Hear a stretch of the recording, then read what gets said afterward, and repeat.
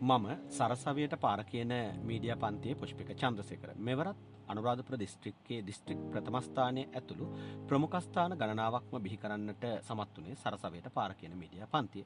ඉතින් මේ වෙන විට 2026 විභාගයේ ලියන විෂය ධාරාවන් හා විෂයන් මාරු කරන ලද දරුවන් ගණනාවක්ම මගෙන් අහන ප්‍රශ්නයක් තියෙනවා. ඒ තමයි ඒ අය විෂයන් මාරු කරලා ආවොත් මේ මාස කිහිපය ඇතුළත එයාලට විෂය නිර්දේශ ආවරණය කරගන්න පුළුවන්ද කියන කාරණය.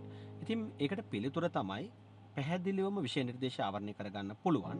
ඒ සඳහා විශේෂ වැඩපිළිවෙලක් අපි සකස් කරලා තියෙනවා.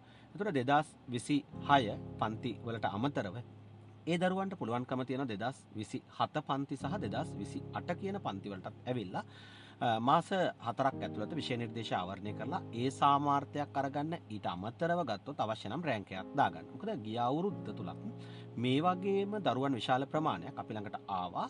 අපි ඒ දරුවන්ගේ අපේක්ෂිත ඉලක්කයන් සම්පූර්ණ කරා. බලාපොරොත්තු සම්පූර්ණයෙන්ම ඉෂ්ට කරන්න අපි කටයුතු කළා. ඒ සඳහා ඉදිරි මාස 4 ඇතුළත පේපර් ක්ලාස් එක ඇතුළුව අනිකුත් සියලුම වැඩසටහන් ක්‍රියාත්මක වෙනවා. ඉතින් ඔබට ඒ සඳහා සහභාගී වීමේ හැකියාව තියෙනවා.